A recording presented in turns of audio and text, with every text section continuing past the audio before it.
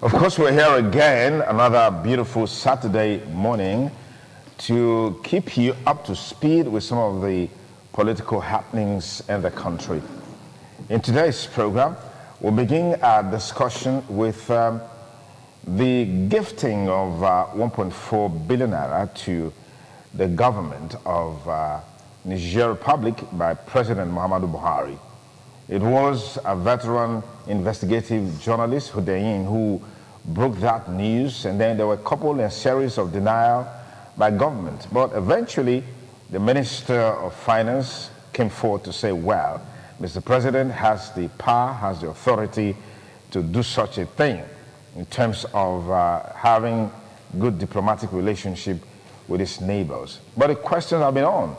This money, was it appropriated for? What was the level of oversight function as far as this money is concerned? What does it even tell about us that is bogged down by serious insecurity problem in the country? Could this be another ground for impeachment by the National Assembly? These are many, many questions we'll try to find answers to in the next couple of minutes on the show. Politics Today on independent television and radio. Of course, a major talking point is the culture of impunity as it relates to judicial system, legal system, political system. So we're going to be looking at political parties, the 2023 elections, and the culture of impunity. That's because primaries have taken place, but even though the delegates expressed themselves by voting for a particular person to emerge as a candidate, you and I know that it is not yet the end of the road. It's not yet the huru yet. We still need to wait and wait and wait until the Supreme Court gives a final verdict. And we'll interrelate that with other issues of economic interest in the course of the program. But let's quickly welcome a panelist to the show, a veteran politician, public affairs commentator, Barrister Gentleman Amego is here with us. Barrister Amego, thank you for coming. Thank you, Duke, for having me.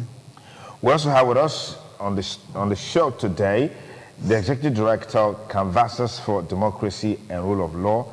Is also the pastor of Hill City International Gospel Center, a very good friend, Reverend Olu Martins. Thank you for joining us. Good morning, listeners and viewers. Good to be here this morning. Barrister Greg Iyayi will be joining us shortly, but let's get the conversation on course. Barrister Amego, as is always, synonymous with government issue, the news about the approval or the gifting of over 1 billion naira to the government of Niger Republic to purchase some SUVs, as it were. It was like a little smoke, but somewhere along the line, government couldn't hold back anymore, but had to, own up that yes, they did. And it was justified by the Minister of Finance, Zainab. What's your take on this issue? Well, it is painful to find government denying things that are even rightly done. Mr. President has power to appropriate any amount of money to the tune of 2.5 billion in case of emergency.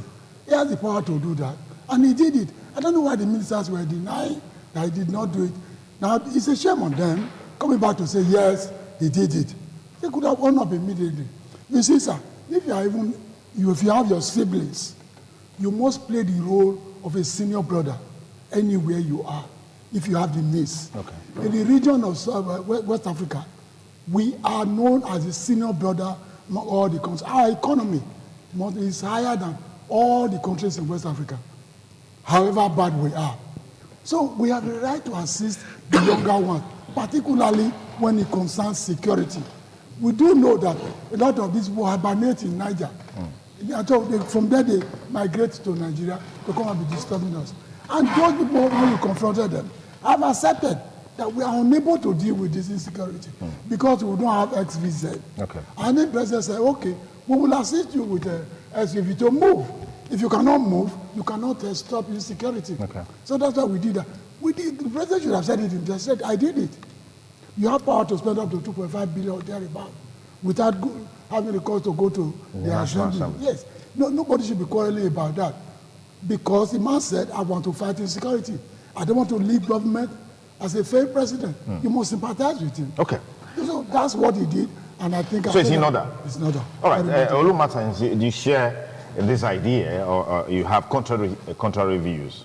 Well, let me first of all, it's good that ITV always trailblazes these issues, because people say, talk. Without talking, would have been worse. So we must thank the fourth realm of the estate for always pace-setting on matters like this, because, like I always do say, the collective freedoms of the people are not guaranteed until the actions and inactions of government shaded in secrecy. If not for the investigative journalists, we will not know that such monies have gone out. I will not know how much of such monies have gone out. Ordinarily, if the president had even said, look, I like the people of Niger and I'm dashing them money, it's a different ballgame. But if you say you are dashing the money to fight security, I would think that you'll be looking at a special purpose vehicle, a vehicle that is designed for that. But we saw Toyota Land Cruisers. Those are not rugged vehicles for the sake of security. They are not even, they're not built for that kind of off-road. But again, is that when you have your universities, it's insensitivity. It's just like we saw our brother Bajami Aila in a school. There's nothing wrong in being in a school abroad. But now tweeting that you are in a school abroad, when your schools here are on strike, it shows insensitivity. It is the same thing too. It is insensitive. And so are asking for some money to go back to school. You say you don't have. We can't borrow money, but you have enough to be able to gift somebody else. It's irresponsible. It's like a man who says that he cannot pay his children's school fees, but he can take time to drink fish and pepper soup at some corner, and then the children pass. How does he explain to them that if you don't have money to pay our school fees, you have money, for that? The timing is very, inauspicious. It's like, whatever it is, you don't care about your people. Yoruba say, in other words, no matter how much you stay in the farm, you're still going to come back home. I had a very funny experience. One guy was owing me 10,000 naira, and he was at your, Kada Cinema. And he was doing his nails, and he had not paid me for like 3 months. I didn't see him. He was the one who saw me. And he came out as I passed to greet me to say, how are you doing here? You're doing your nails. Now, did you need to call me? No. I didn't see him. But you are owing me some money, but you are using 4,000 naira to do nails. Then you see me and call me to say, what can I do now? I'm just enjoying myself. You see, it's something similar to that. We are in a dire strait. There's paucity of funds everywhere. Many states cannot, pay salaries. States are borrowing money to pay salaries. In the midst of all of that, you now take 1.6, 1.4 billion naira, and then you buy vehicles auspiciously.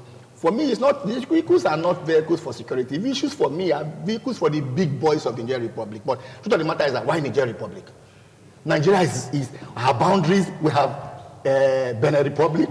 We have Cameroon up the Bakassi axis. So everything seems to be pointing to the Niger Republic. There's a railway going to Niger Republic. Yet we have several other states around. So we are beginning to wonder, there's something about Niger Republic. And for me, it still comes around that issue of ethnicism, Fulanization, nepotism. So I don't think the timing, for me, it doesn't demonstrate that we have a leadership that is sensitive to the people. The 2022 ITV Radio Public Lecture is coming up, but we'll take a break now just to sensitize you more about it. And then we'll have Barrister Greg Iyayi join us so we can take this conversation further. It's still Politics Today on independent television and radio. The big question is, why Niger Republic always with our president? Stay with us.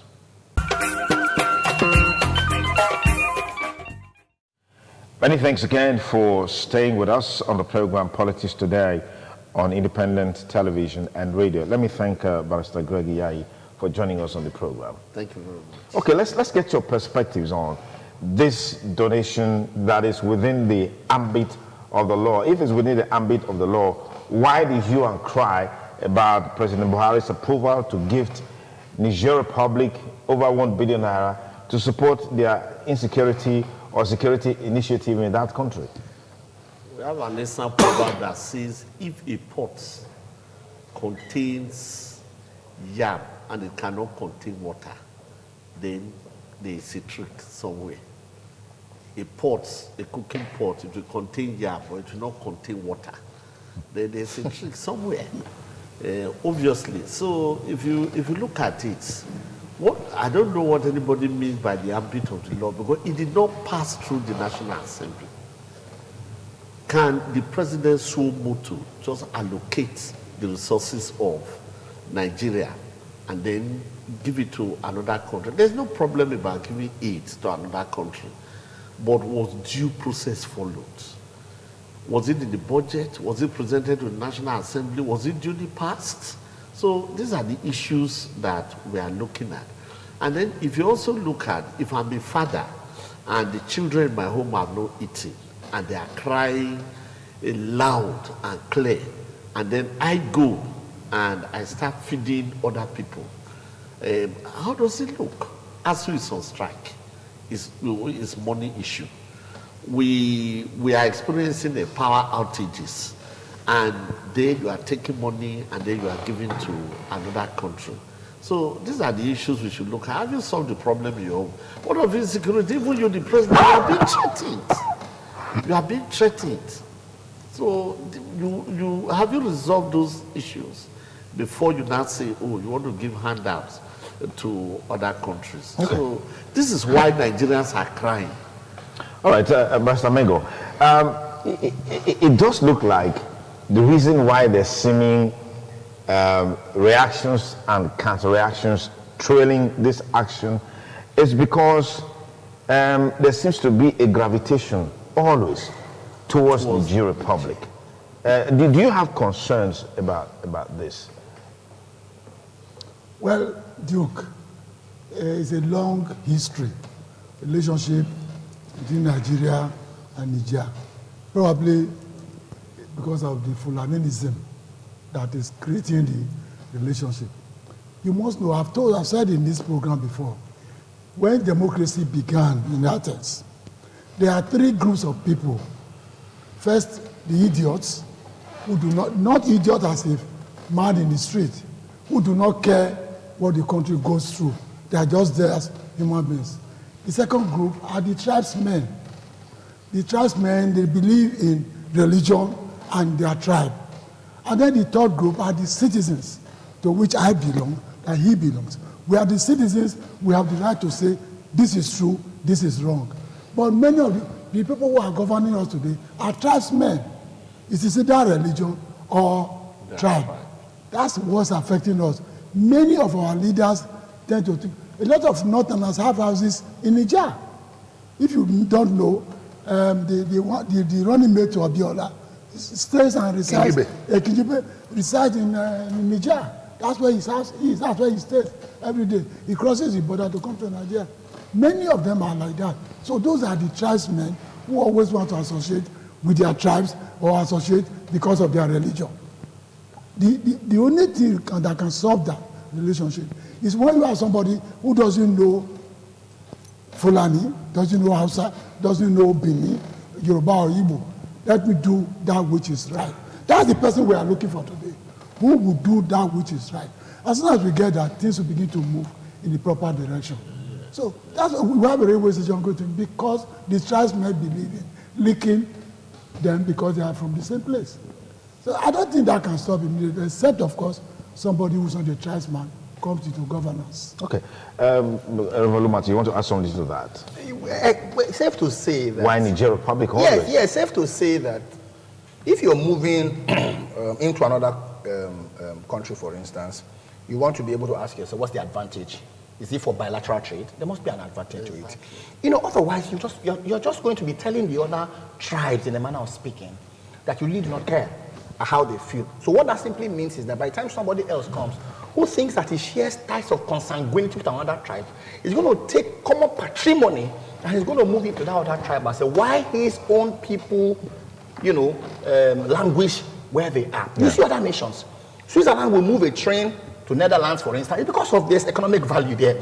You're moving this one there because of economic value there. At any rate, is that Nigeria is bordered. We have a border.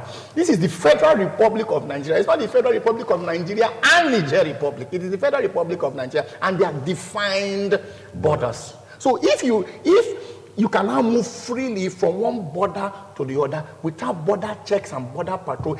That is ab initio the entry point of insecurity as far as this country is concerned. If people can move through, you go to Benin Republic, there's a border patrol there. You're traveling from here to Ghana, you decide to go by road. At every particular point in time, you are made to alight from your vehicle and show your international passport. But that's not the case in some of the, especially in Niger Republic. In fact, there's no defined boundary. I'm told that some places in the hinterlands of Katsina State, there is, my brother can be on this side and I'm on this side. If you read White Nations Fields, there's a difference between Nogales in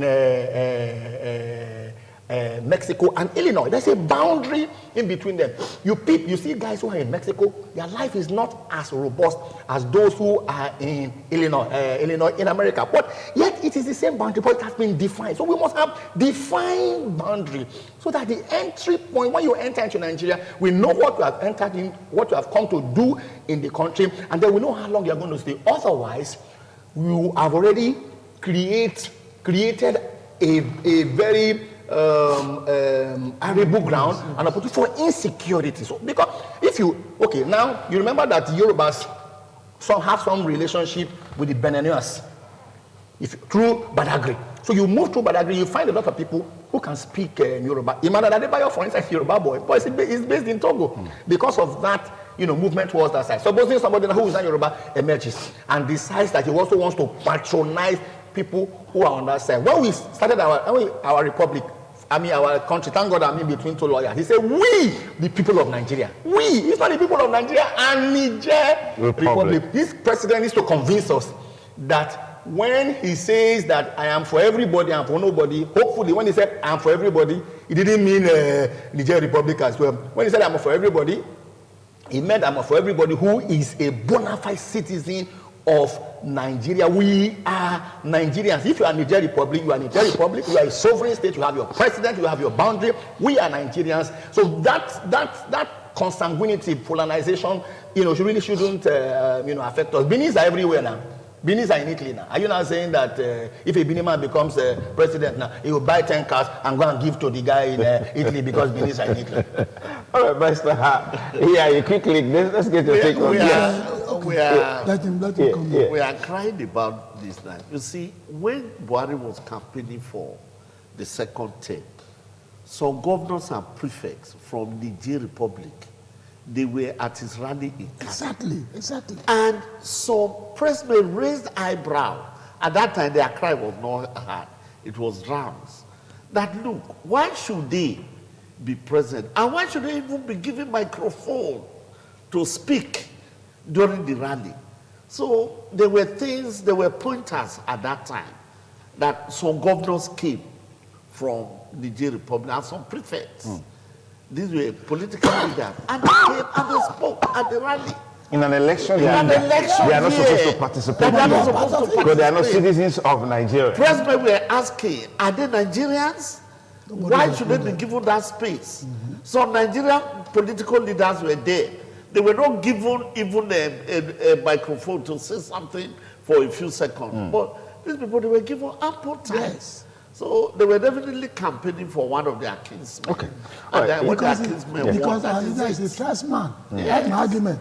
He's a trustman. He's not a citizen. He's a trustman. He believes in his trust. He believes in his religion. That preoccupies him so much that he forgets what he's supposed to do. Okay. You are talking in an ideal situation. What the president should do. America and Mexico, you know how many kilometers of the borderline. The borderline? They are able to manage it.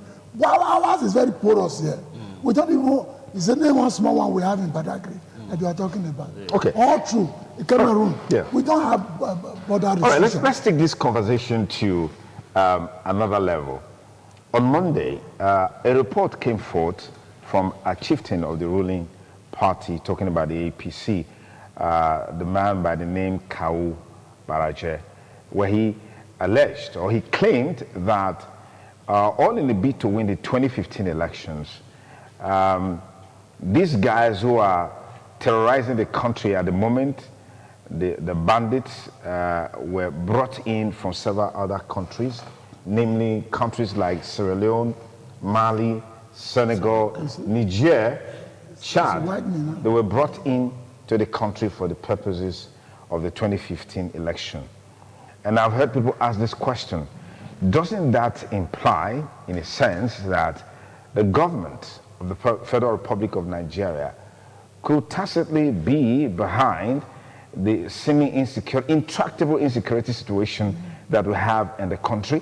Can we take as a substance this comment made by Abubakar Kawu Baraje, former chieftain of the All Progressive Congress? Let me begin with you, Reverend Olu Martins.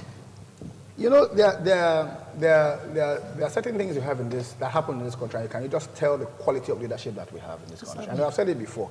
Nigeria is the country where the worst of people preside over the best of people. Unfortunately, the best of people tolerate them. Because it was, I think my Murdoch that says nobody has the right to treat you inferior in an inferior manner without your own permission. So we created a monster for ourselves. We created for ourselves, just because we want to win an election. And that goes to what Barrister Gentleman, Amego says. Most of the time we think like politicians. Most politicians think transactionally. The next election. The statesman thinks generationally. What happens by the next generation? Unfortunately, 90% of people who are practicing politicians are transactional. They're thinking about just what will happen the next time. People are thinking about who in their party can favor them so that he can appoint them. Yes. It's not who in their party can win the election so that he can save the country. They don't care about the country. Yes. They care about their own minuscule, that small space that they belong to. Because at best for them is that they're going to have 8, 9, 10 million. They can move to Sweden, they can move to Netherlands. And if you up it a little bit, in the name of education, you can go to the UK. And maybe with a little bit more, you can go to Canada. So they are just, about saving their own, country. I mean, their own small estate. But it is not, it's part of human nature.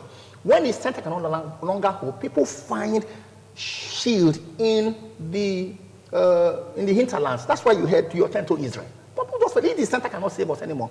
Let's move, to our tents. So people have now beginning to tell us to say, you know what, the insecurity that we have here was created by ourselves. So just because we have a couple of individuals who must win election and protect their estate because they consider Nigeria as their own private property. Unfortunately, sir, the unfortunate part of it is that the greater part of Nigeria's population, 80% of them are conformist.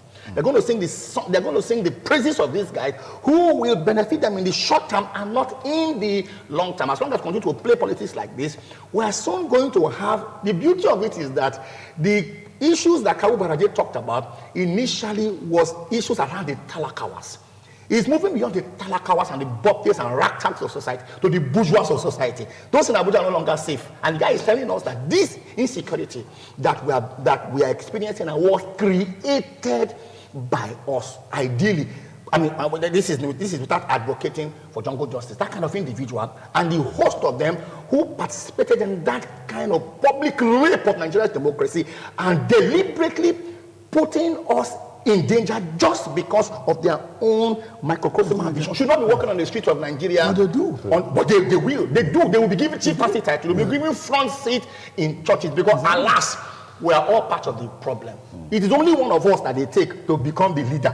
And he will behave like his people because he knows the people. Unfortunately, is that as the more we clamor, the more they look for things that will shortchange our clamor. Unfortunately, they will pick one of us, like Fela will always say, and then they will sing praises to them. This is where we are as a country, and it's an unfortunate place to find yourself in where you have other nations who have ordinarily gone out of such a situation. Barrister Greg, now if a man of such a high standing in the society could make this startling revelation, they say to solve a problem, it begins with you knowing the source of the problem.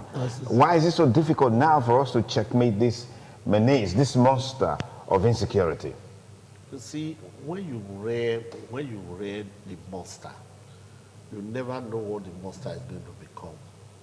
And like the late Ajashin said, he said, if you ride on the back of a tiger, eventually the tiger will consume you. So everybody will run away when they see you coming on the back of the tiger. And when the tiger gets hungry, you are the only one around. It will pounce on the person. So this is exactly what we are saying. To be fair to the president, he has never hidden who he is.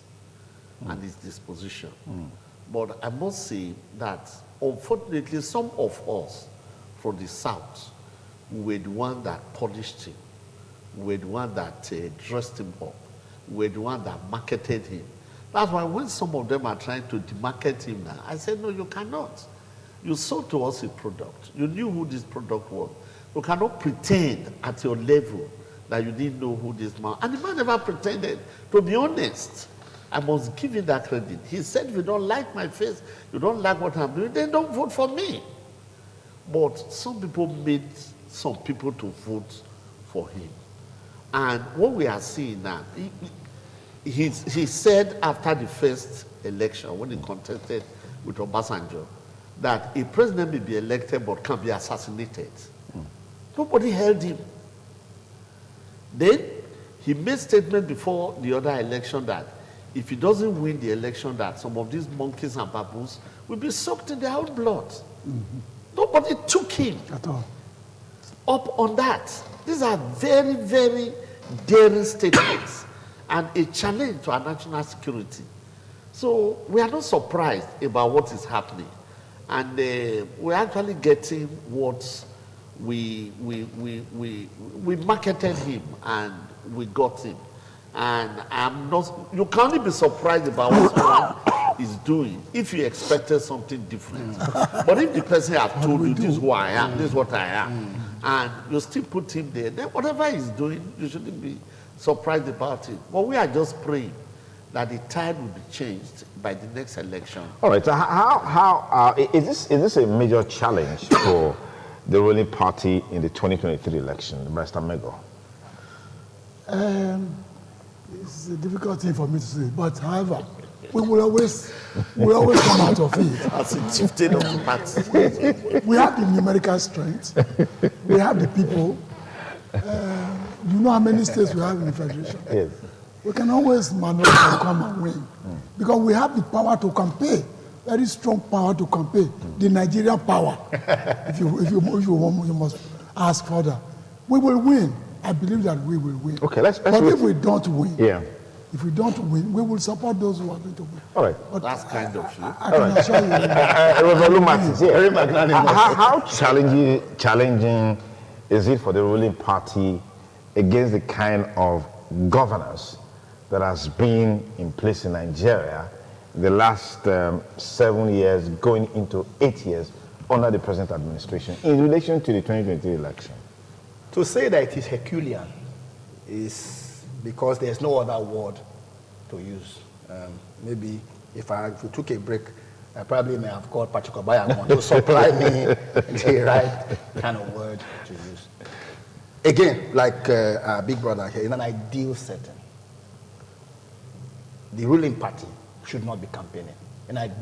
Because by their own admittance, we saw the two-time governor of this state, national chairman of one-time national chairman of the party, extricating the national leader of the party, the #1 marketer who brought the man to us by himself. He even gave us a history of how he brought the man.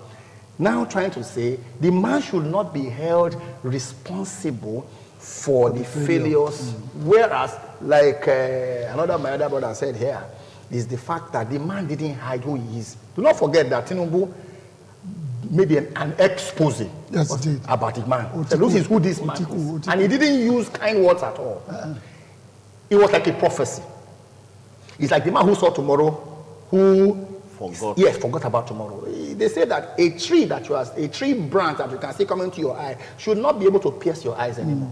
But if it still pierces your eye, it's that something is wrong with you or you are wrong with something. So it's a Herculean task because, and then to make matters work, as if to rub salt with injury. I hear Festus Keyamo tell us in very clear, lucid and pellucid terms that Bola Ahmed Tinubu he will rule Nigeria in his words exactly the same way that Buhari is ruling Nigeria. My dog say Holy Ghost fire. My dog, I'm not saying me. That's my dog in the house. Because even my dog is feeling because the bone I used to give to my dog, there was more meat around it. Because of this situation, I will wait because things are challenging. So my dog is feeling the impact of the thing. Do we need to list how this bread now, I mean, I love bread. It's 1,000 naira. Yeah. So if a family of 7 must cut in now, they must bring the brew because we must measure it. I mean, I've seen several skits on television where people now put, husbands now put vegetable oil in their pocket. You want something, I measure it for you. How many plantains do you want to fry? That's 4 cups of the thing. Now that is how terrible it is. And we may not understand because by the grace of God, we who are here, to a large extent, have conquered poverty. Essentially by our network. Bad as it is now, I can rub gentleman Amego's shoulder and say, please sir. He will say, take 5,000, take 10,000 naira, for petrol. That's because we are at that network. But if you go to the Ubiyokos, you go to the inner cities, you will see how people are trekking long distances. Hunger is written on people's, faces because a party by its policies has impoverished the people again and again, and they have the effort, the temerity. If he was in Ghana, what would be? No, I'm not a member of any party. No, but you have been saying we will win. Yes, is that not campaign by Samego? I'm telling you how Herculean the thing, will be. Nigerians, men don't exercise again. No need now because the waste is reducing by itself.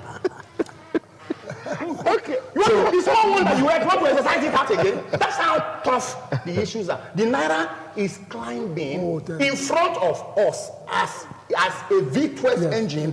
The petrol tank will be moving right in front. It's not taking days anymore. It's taking hours. And yet people will come out to say because they have the number. How many people in the how many Nigerians among the 200 million are members of political party?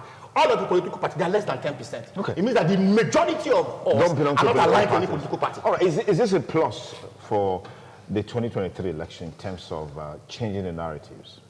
That you have more of Nigerians who do not belong to political parties, who are very, very keen and interested in the 2023 elections? Yes. Compared to them.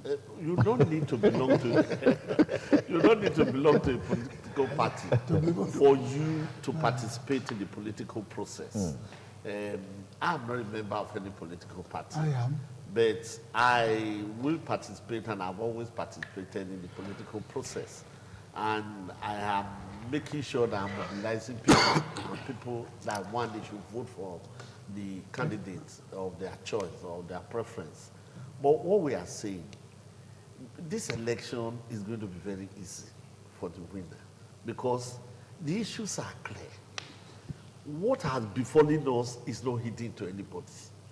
And if the election is free and fair, there are some people who are in the arena now who ought not to be there. They should see defeat staring at them very clearly. Okay.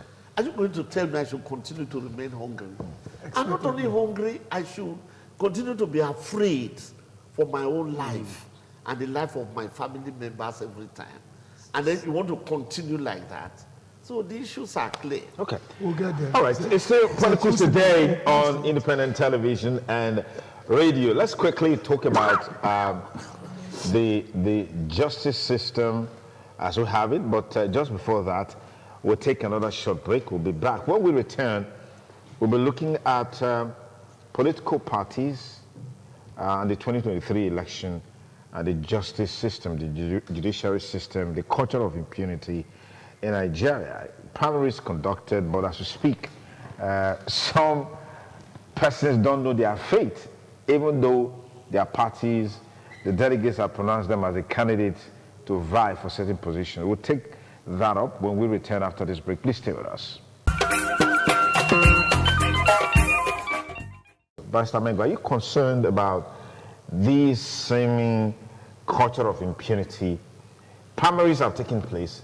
A lot of candidates still don't know their fate as it relates to the 2023 election. This culture of impunity pervades different sectors of the society. I heard Barrister Gregia, you talk about the power situation, the electricity situation in the country, and something is brewing up. But let me get you started on this. I don't know what to call impunity of the judiciary. What is the impunity? Of the political parties as well. Oh, political parties. Yes. Well, that's what we've been talking about. When certain individuals occupy positions, there's nothing you can do. If you cannot upturn them, you just have to obey them. It's unfortunate that the kind of politics we now play is proper Nigerian politics. not the known politics anywhere in other country. So we are just at the mercy of the leaders. But you talk of impunity of the judiciary, I don't know what you're talking about, because judges decide cases as they are presented to them. I don't know what to call impunity. You think that somebody go to speak to a judge. That's why we have the Magistrate Court, the High Court, the Appeal Court, and the Supreme Court. For goodness sake, before you go around all these courts, justice must have been served. Not only symptoms, but must have been served. So I think the judiciary is working hard enough to protect their image.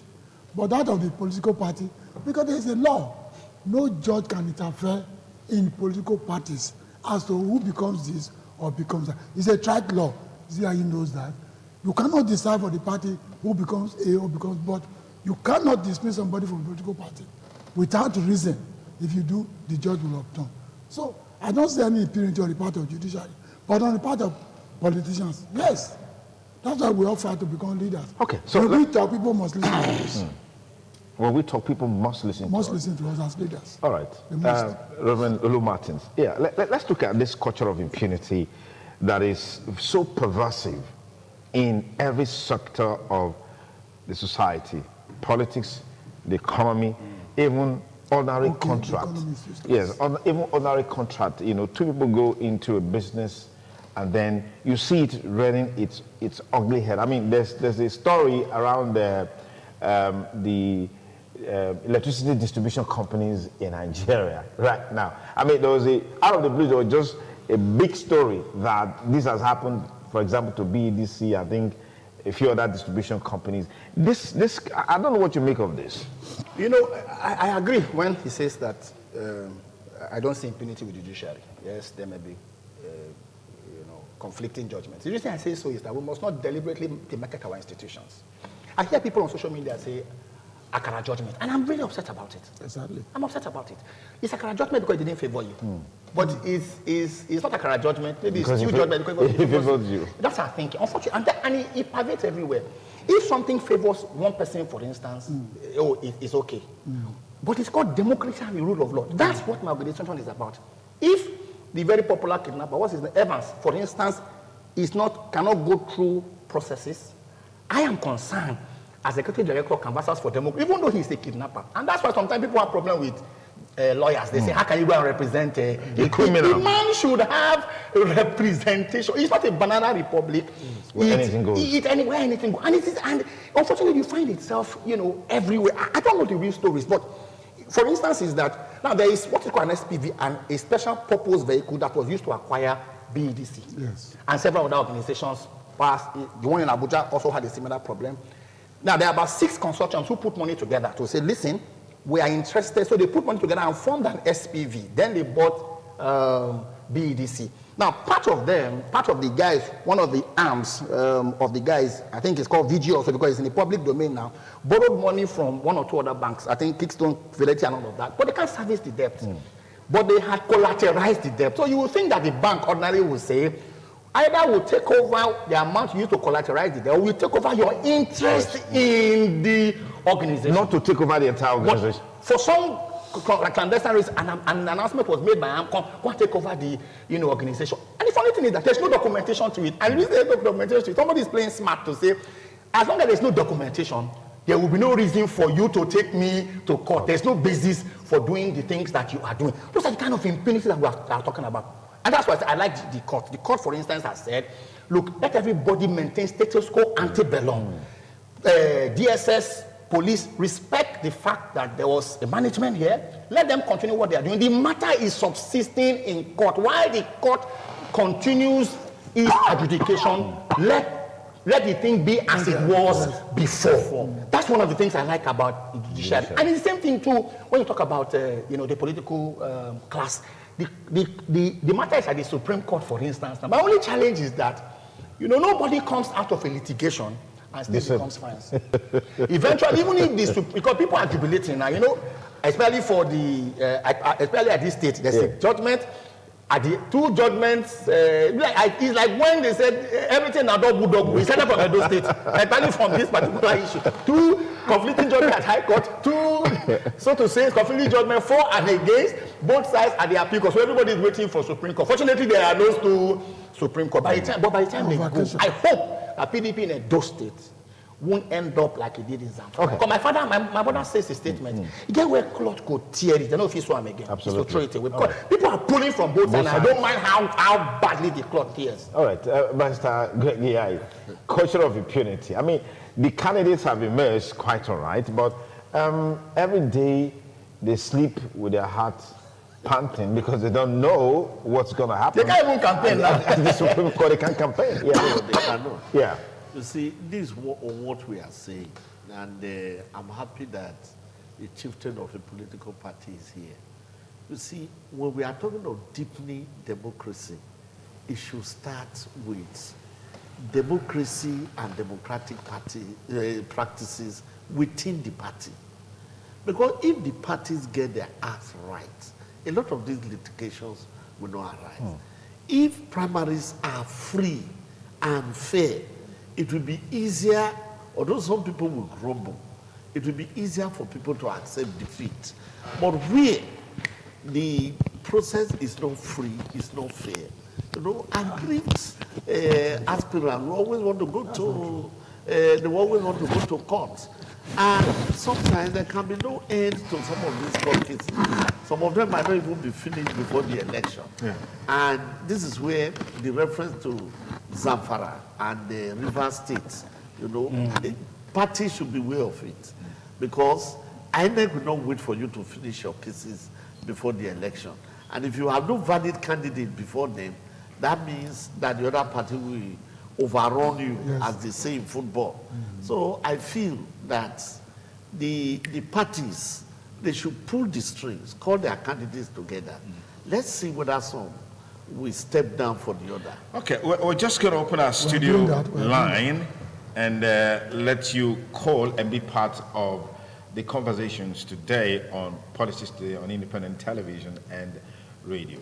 The most interesting part of this whole discussion about the culture of impunity has to do with the Senate President, Ahmed Lawan, yes, and then the former Minister of Niger Delta Affairs, Godswill Akpabio. Mike Guinea, we know him here.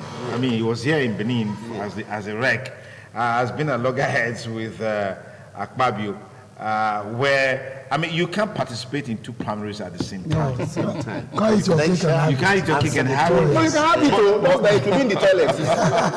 But this has been part of our political process. I mean, we are seeing some repeats of party primaries taking place now. Dave Umahi just won the senatorial seat in one of the constituencies in his state. Why is this so prevalent in our political system, by Samuel? What is this culture of impunity where people just think that they can do things their own way and then go scot-free, they can eat their cake and have it. Talking about Ahmed Lawan, talking about Godswill Akpabio, and maybe a few others. I mean, these ones are in the public domain. That's why probably it didn't go down well. Exactly. If the person involved had played balls, probably wouldn't hear this matter. But you should be happy that they are coming out of that now. They are no longer eating their cake and having it. If you see what Akpabio did and Lawan, they put some puppets there. Later come out. What has happened now? They are refusing to resign. And so, and INEC is saying, this is the man we know. So there's nothing anybody can do. With all Akpabio's money, he cannot upturn it. Okay.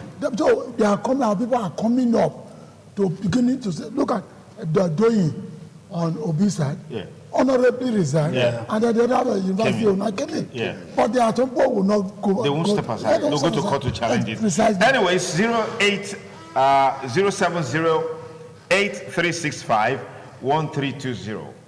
070-8365-1320. That's our studio number. Dial the number right now and be part of the discussion. Hello, caller. Good morning and welcome to Politics Today. Good morning. Yes, Sonny, those are live with us. Go ahead, please. Thank you. My regards to your guests in the studio there. Thank you. are facing in Nigeria today is as a result of our institutions are not working. We have already lost our values. And you now say that, okay, we have a very institution that is supposed to at least regulate the mind. You know, even though we may decide to do anything we like, but what happens is that those institutions, they are there to help us. Just like the fund in America, they would have even be worse than us. But because you know that it doesn't matter how long it takes, be punished for it. They don't forget, scripture talks about leadership and people. If we are having issues with various appointees, now what about our president? 7 years has already passed in office. As I speak to right now, some local governments in the state have not received salary. Some of them are 3, some of them are 4, some of them are 5. Then you find out that's what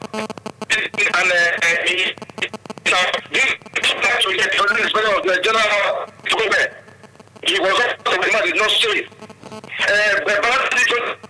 Not a woman. So you have to check where things have happened in Nigeria. Because they are president, what do you expect? I think that I'm going to hold a national assembly not ago. Because to do the avatar function. If you cannot be there and not do what you're supposed to do, at the end of the day, that's when you now see the president that does what he likes, and nobody has able to hold him accountable. So we need to work. I know that this time is already passed. There's like nobody has said we are going to continue to talk. Because I would say that he declared so we are going to start talking. Okay, I'll stop with Tony Yadusa. Yes, good morning, caller. What's your name? Yes, good morning, Mr. Sonny. Yes, go ahead, please.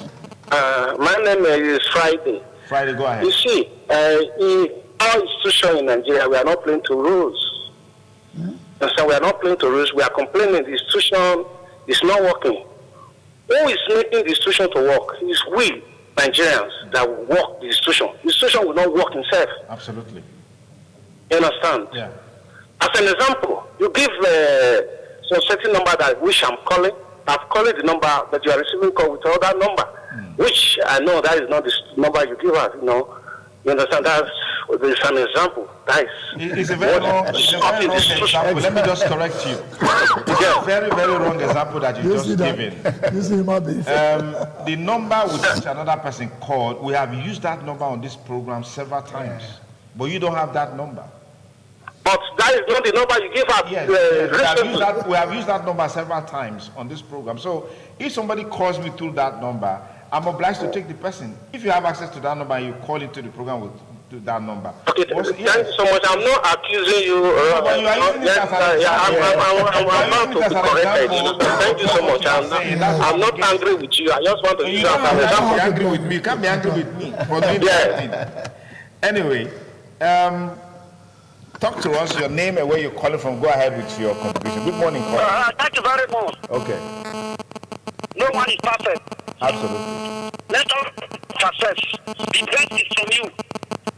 Meanwhile, thank you. So this is what the woman is against you. You see how they take Nigeria ablaze. I told them they not put fire. Make it not this is our problem. Or do we continue to fight? By the grace of God, you are there. Or what is going to happen for this? But I want to use this time to warn the federal government they should be fair. I want to warn the head. They don't play with the goat, head of the goat. Because head of the goat is not for one person, it's for everybody. So everybody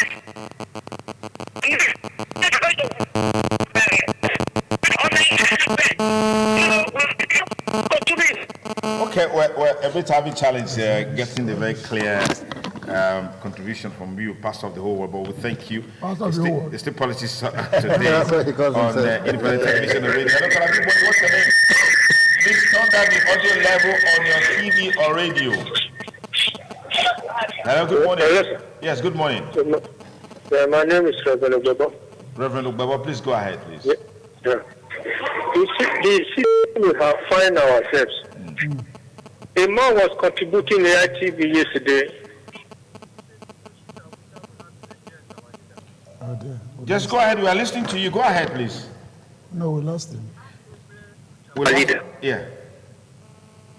Unfortunately, we lost that call. I don't know what happened, but let's see how many calls we can take more before we call it around. Good morning, caller. Good morning. Good morning. Please turn down the audio level on your TV or radio. Hello? When you call, please endeavor to turn down the audio level on your television or radio. Good morning, caller. What's your name? Good morning, Yes. Mr. Sonny Juke. Yes. My name is Solomon Ataga. Okay.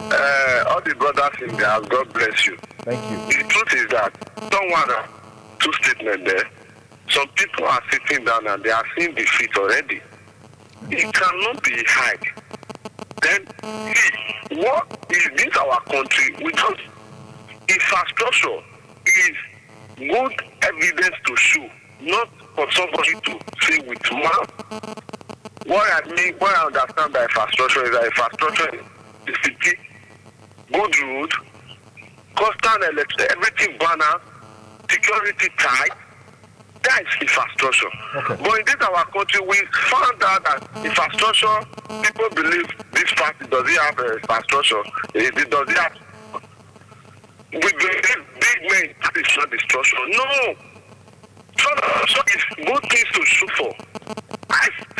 In this our state now, we have a government. Okay, I'll stop you there. Let me just take our last call on this side. Good morning, caller. What's your name?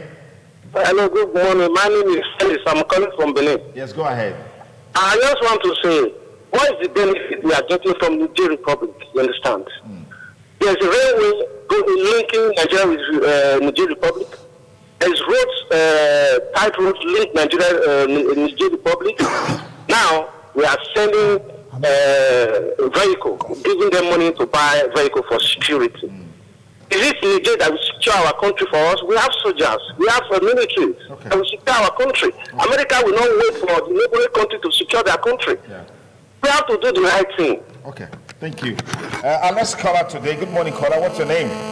Good morning. My name is Kisley. Yeah, Kingston, where are you calling us from? I'm calling for Benin. Yes, go ahead quickly. The question I want to ask, where is the benefit are getting from Niger Republic? Look at this. There is no better place. There is no good food. There is no good electricity. There is no good thing in Nigeria. Okay, if you want to make example, if you want city, maybe in Edo State now, there is no railway. Have you been in Milan? In Centrally. Go and look the way they build only Centrally alone. Okay, that's the much we have on the program. I want to say big thanks to our panelists, Barrister Greg Yayi, thank you for coming. Dr. Martin, thank you for coming. Barrister Mego, thank you for coming. And to all our viewers and listeners across the world, we appreciate you for your commitment to politics today. My name is Sonny Duke Okosun. Thanking you for staying with us. Have a beautiful weekend ahead. Bye for now.